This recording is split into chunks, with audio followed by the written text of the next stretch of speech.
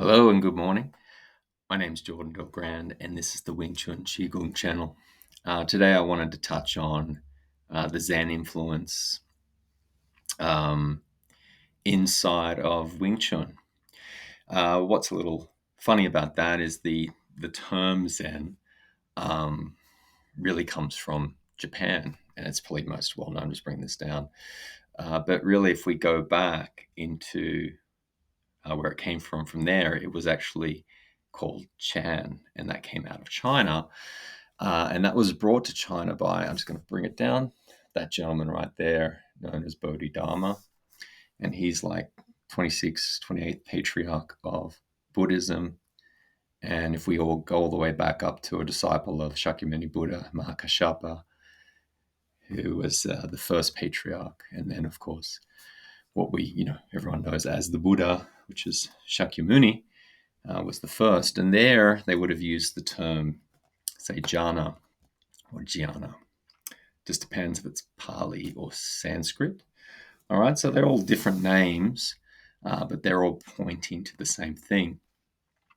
All right, cool. Now that we've got that established, I think it's great if you get a chance, you go out and you get yourself firsthand experience of Zen. For me personally, I've done some. I probably should say Son in South Korea. That's what it's known on as there. So I've done the Buddhist sort of, but I'm gonna just keep saying Zen. Okay, the Buddhist Zen retreat over there, and that was really amazing experience, and it allowed me to get that firsthand, in a sense, genuine experience of the teachings, of the practices. Um, but if you can't do that, then I guess the second best thing is to have books to read and material to learn. As I may have said previously, up on the bookshelf over here, one whole row there is all sort of Buddhist texts. So in there, I would have things on Theravada Buddhism, Mahayana, and this is a part of Mahayana, as well as Tibetan Buddhism. Okay, so I think they term them lesser vehicle and greater vehicle and greatest and things like that. But these are I wanted to get an understanding of all flavors, and that was decades ago that I kind of started that. And it's only now that when I look at Zen, I get a much greater appreciation, simply because I have um, these foundational understandings that took so long to accrue. They don't have to take that long. Like if I were to probably, not that I want to teach Buddhism, I don't classify myself as a Buddhist, and I think I would upset Buddhists if I'll do that. I'm recommending you to go to Buddhist school, not to sort of come to me. I'm just saying, if I were to sort of get someone up to speed on those things, I could shorten that amount of time. This video is a little like that, just to sort of give you some hints and pointers. Um, the first, the first thing is, let's take a look at some of the books, right, that I would have read, right? So here we go. Here's a Thomas Cleary. He's well known for translating multiple texts in differing languages.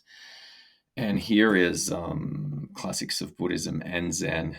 And this is volume one. I think there might be maybe 3 volumes, maybe 5.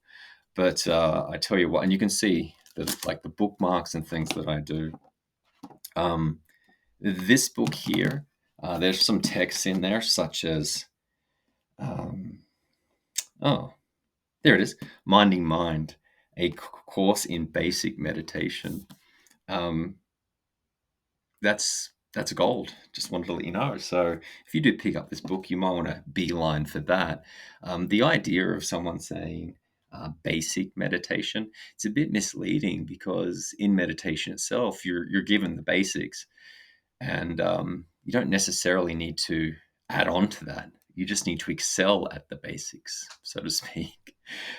So if you understand the basics, you can enter in and have a much better chance of understanding and experiencing what meditation is. Another one of or a couple of the books that I think is exceptional, and I will probably do some videos on this to break it down. This is by the great master Chi, and it was written in the year 538, 597, between there, because that's his birth and death. The first book's called The Six Dharma Gates to the Sublime, and the second book's called The Essentials of Buddhist Meditation. He wrote 4 volumes really to give to the community. I think he was instructed by the king at the time to do, as well as his brother. He was really worried about his brother ending up in hell. And so he wanted to give as much as possible so that that's not where his brother would end up. And one of the best ways to not end up there is to enlighten yourself.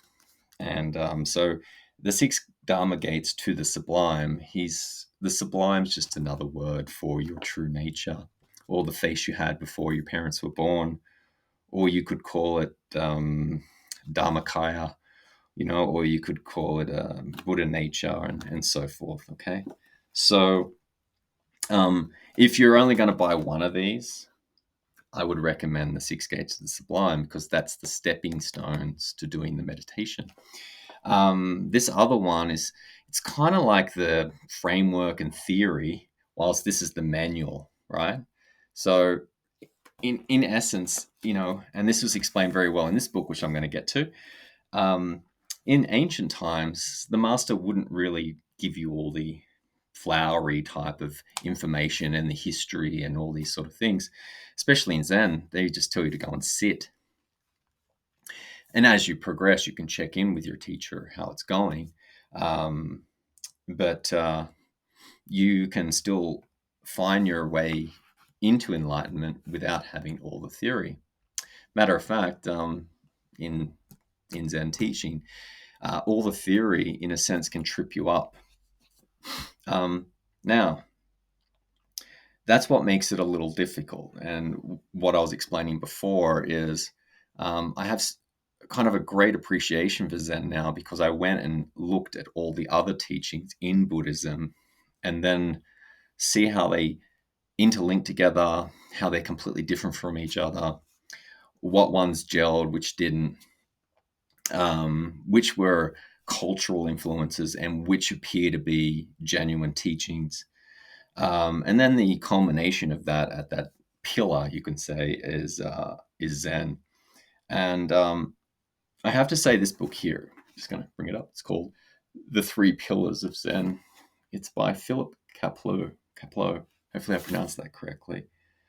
And I don't know if it's because, I've read all those books there and many others that I've thrown away, and these ones here, and studied them, and all the different practices I've done.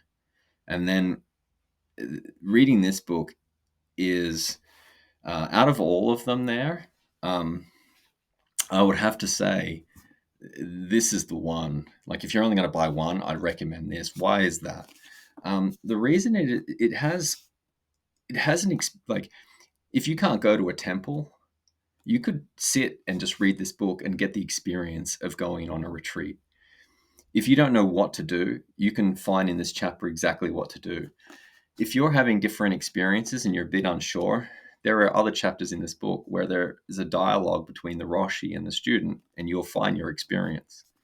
And also, it just really condenses down the sort of practices that are involved in Zen training. The very interesting thing about it is, if we have a look at the 6 gates here, this is the Chan text, which would have been part of the Tendai tradition. It says it there, Tendai. Now, when that went to Japan, it became Rinzai, right? Rinzai Zen. So this is Rinzai Zen, but it's pronounced differently, just like Zen, Chan, Jhana. So what's really neat is I've personally had the experience of doing the South Korean Zen, or Son, and then through this book, I'm getting an experience of Soto and Rinzai Zen. And I already had studied and practiced these Chan texts. So there's this part where I keep layering in so I can get a greater understanding of what they're pointing to, the practices in order to get there. And in this text here, the three pillars, they're providing. There are 6 steps on this one. In this text, they provide 3 steps, and I'll just call them out very quickly. Just make sure they got it here. Great. The first step is counting. The second step is following. And here we have the third step of stabilization. And then they have contemplation. Okay. So there's 4 there. In this, they have counting, following, and then they simply just call it Zazen. Well, there's different types of Zazen. The Zazen of counting, the Zazen of following, and then just what they call as Zazen. And in this text, you would probably associate that with what I said. That is the stabilization of your meditation. And then as it goes deeper into what's called samadhi, I would probably link that to contemplation. And that's what you call as true, like, Zen practice. So they've kind of like shortened it, and they can, right? Because the distinguishing factors about those two is probably more around your level of absorption. In the tradition of Patanjali, he has the dharana phase going into jhana. And so the entryway into this, and they talk about it in this text, and I'm not going to use the Japanese terminology. They just simply say to concentrate. So if you get your mind on the path of concentration, but please don't. This is the problem about doing a video, and I'm just trying to chat about stuff. If you're sitting and observing your object of meditation, if I'm doing that and my wife calls me, then I can clearly hear my wife call me. If my children are playing and doing something, I'll be able to hear them.